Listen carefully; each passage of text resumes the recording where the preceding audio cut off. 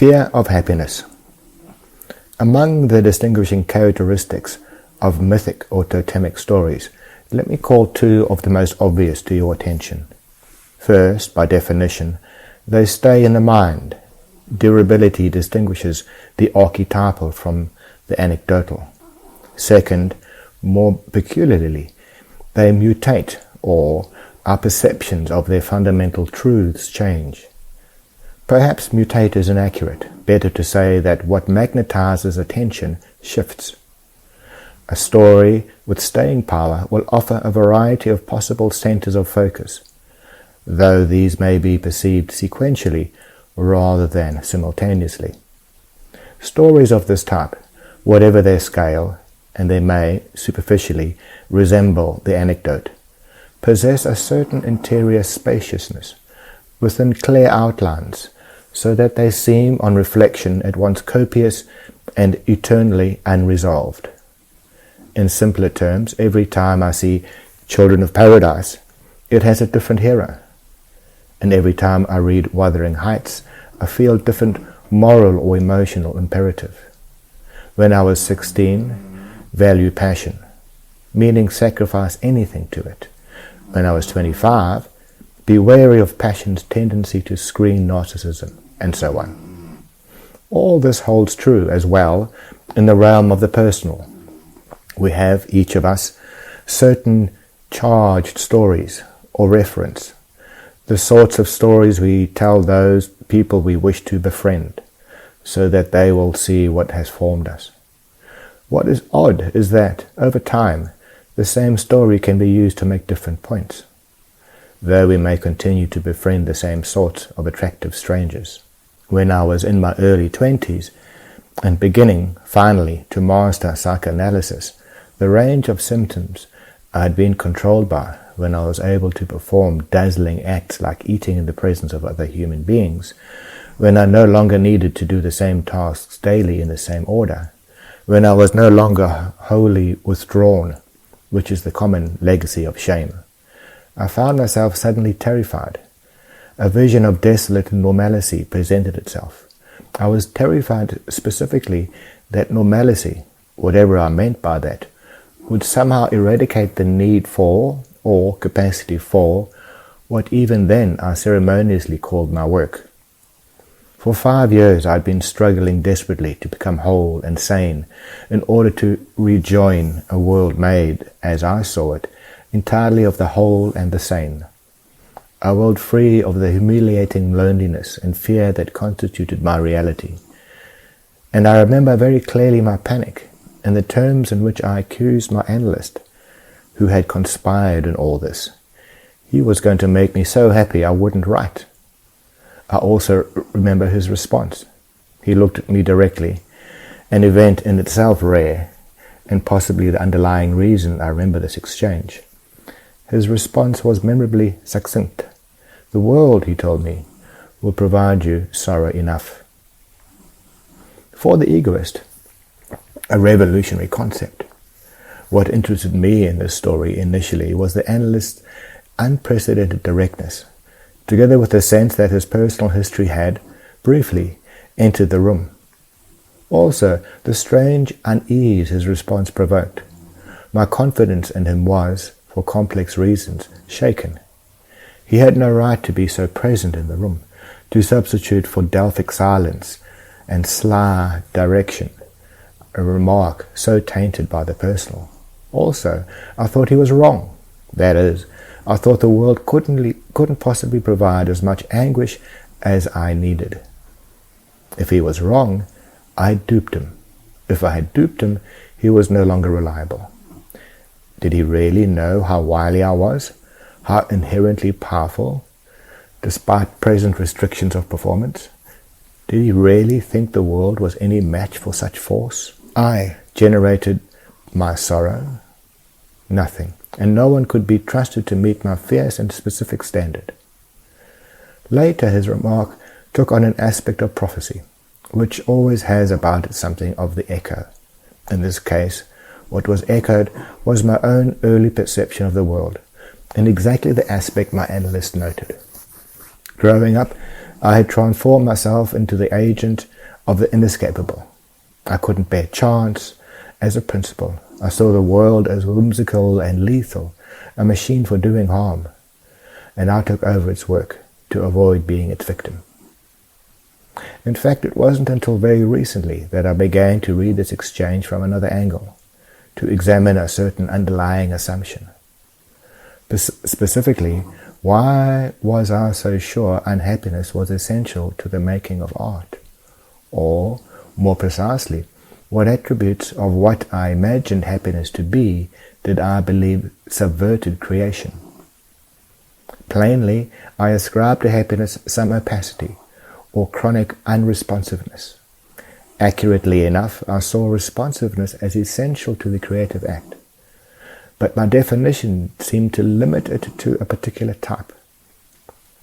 I saw responsiveness, it appears, as resulting from a keenly felt abrasiveness between the self and the world, as though that boundary could be perceived only in the most dramatic and negative terms.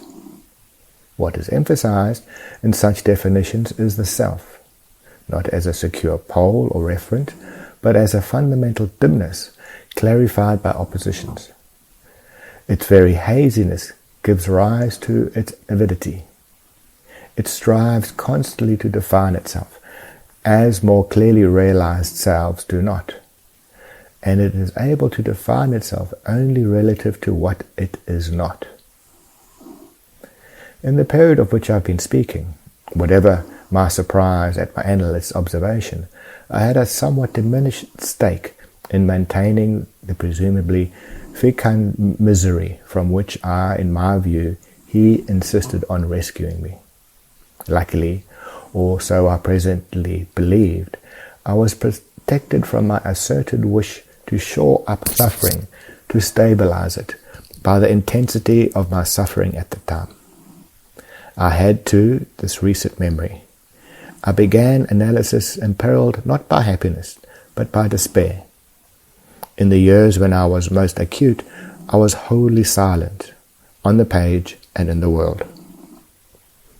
Set aside for the moment natural speculation regarding the talent of the artist, of the restless, demanding, insatiable soul, for actually attracting and sustaining serenity. Assume for the moment that some parenthesis of well-being does, from time to time, open, even in the lives of people of this type. Think, for now, only the meticulous resistance to that state, which perhaps some of you have felt already, as in the moment when love ceases to be narrative, ceases to be dramatic capitulation, and the single next thing appears to be sterility, a vista of suburbs, as though the mutations of love and time could only be sterile. Curiously, once the question is posed, once the whole issue of the relation of unhappiness to the making of art comes under scrutiny, the sources of this connection grow clear. They derive, I think, from the original set of impulses and rewards that draw individual minds to this vocation.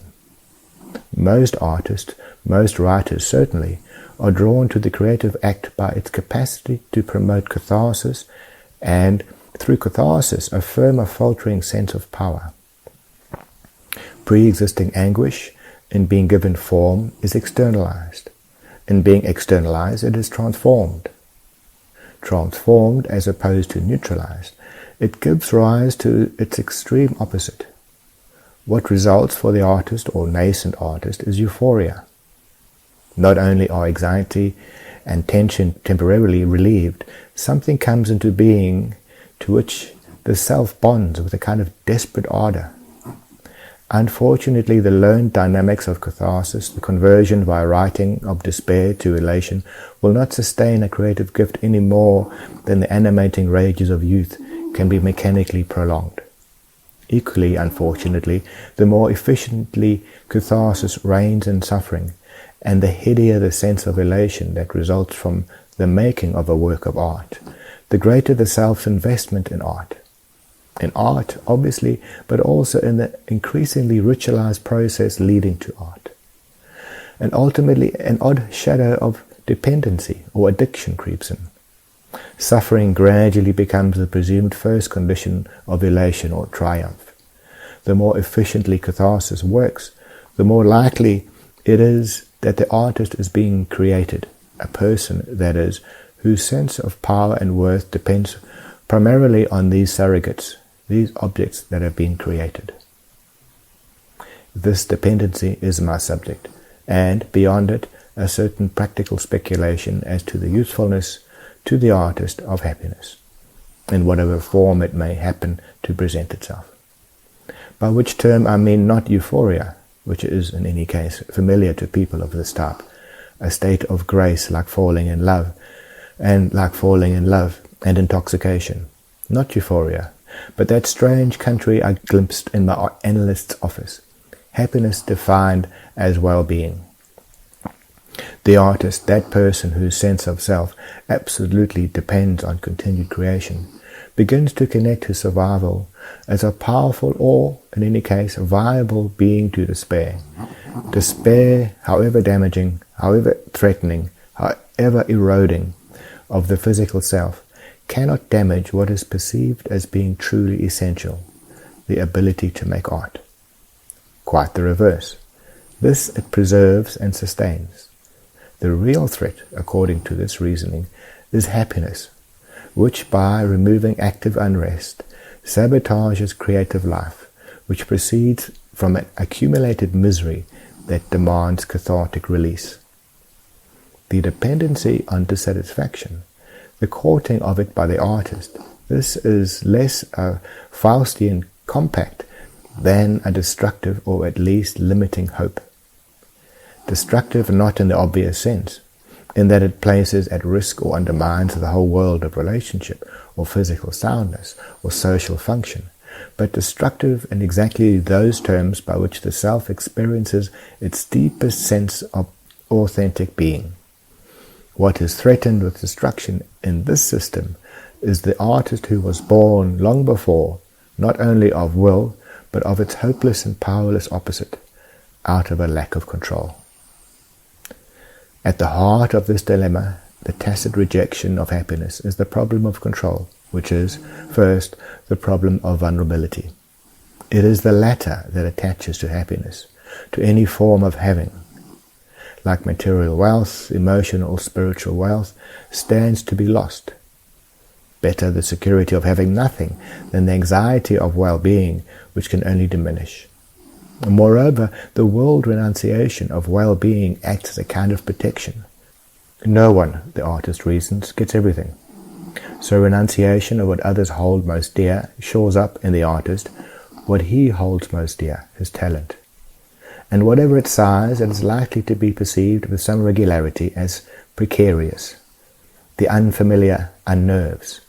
In this system, misery and despair tend to produce an odd response. They are at least known. They generate no obsession with subtraction, since they are that state to which subtraction ultimately descends. When nothing exists that can be taken away, a secret power asserts itself, a sense of control that well-being systematically threatens or erodes. An early form of the pattern will seem, I believe, familiar. Put simply, once the addiction is established, despair becomes safety, and the artist begins to attempt to control or limit the ways in which he is influenced, trying to replicate indefinitely those circumstances or states of mind believed to be favorable to the making of art. This puts the matter perhaps too optimistically, makes choice seem to exist, whereas the artist is more likely a being who has found a marginally viable existence that he or she goes on to frantically defend. This frenzy is natural, a function of the conviction that the alternative to present modes is not different modes but nothing, the abyss. The cleaving to pattern can coexist with apparently expansive or experimental behaviors, since what is being cleaved to is an edge, that is, precariousness.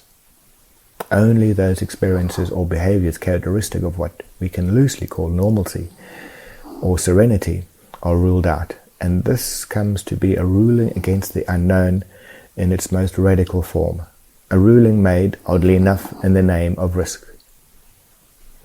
Over time, the true danger, the true sabotaging domestic space, becomes that edge in which panic roots the creative being. The words by which this edge is described affirm its glamorous shakiness. In fact, it has become wholly conservative space.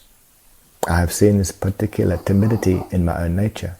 I have watched it and heard it in my students. It fuels those questions about the future in which multiple desires or leanings figure. Is it dangerous for a writer to be an academic? Will medicine or law or business destroy my gift? And particularly among women, should I marry? Should I have children?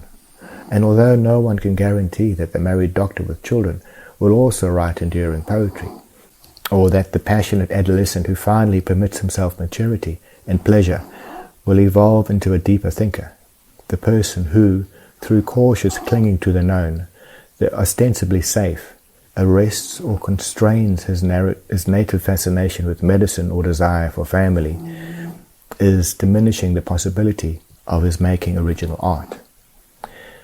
Meaning art unique to a specific and profoundly lived experience. Only such art attains the force and durability of paradigm, whereas the paradigmatic artistic life, the edge I've been describing, when clung to through will, yields up an art hardly deserving of that name, an art too predictable in its judgments and finally too superficial to attract attention over time. Behind the choice of despair, as opposed to the accident of despair, as opposed also to the tragic vision, which is another matter, behind this choice is the unarticulated assumption that the life most conducive to art is entirely empty of anything interesting enough to distract from writing or satisfying enough to replace the need to write. But the earlier, the formative despair, the galvanizing, memorable despair of adolescence is not replicated through willful perpetuations and imitations. And the sadder form of these questions about the future is not question but statement, the asserted decision to turn from a natural bent lest the gift be damaged. This is the mathematics of insurance, which insulates against the more painful perception of injustice. The need to write or make art gives rise to the wish to keep alive and affirm only the creative being and suppress or constrain all satellite selves. And as the only emotion held to be entirely safe to that being is unhappiness, the only congenial conditions, turmoil and retreat, the only activity held to be free of environmental contamination and harmful distraction is the reading of great literature. But once literature is sought for these reasons, it changes. Whatever it was once, infinite and necessary air, it now becomes restrictive, less that air than the conditioned air of a sealed room. That is, it is being valued for what it is not. It is being used to screen out impurity. Or, to use another figure, it becomes something like steamed vegetables, safe because they contain nothing known to cause harm. To read for these reasons, to read to stay safe, is to undermine the essential capacity and service of literature. Those gifts become accessible again when less elevated pleasures are accommodated. Pleasures like cooking and bad movies, pleasures like the indefensible televisions. I believe these pleasures also nourish, though in mysterious ways. They relax the soul. They are the little worlds in which the spirit is not tested. The difficulty is that the artist cannot take pride in what they nourish because pride in him is so utterly connected to the creative act, and because his imagination concerning that act is limited by fear to a kind of magical system, rife with taboos and forbidden gestures. And to people of this type, what is not a source of pride is de facto a source of shame. Let me urge now the utility of happiness. First, understand that happiness or well-being does not automatically produce a poetry or prose that sounds these same sanguine notes. What is far more likely, certainly in the artist whose vision is tragic, is that some measure of well-being strengthens him sufficiently to enable the deepest excavations. The spirit, fortified, can afford to go more profoundly, more resourcefully into its materials, being less imperiled. But principally, I wish to argue for well-being as a means of increasing openness to diversity, and by extension as a means by which the artist increases his range or possibly locates a fundamental subject. Dependency on despair acts to limit the subjects with which the mind contends or engages to those subjects available at the time the rituals of catharsis were discovered.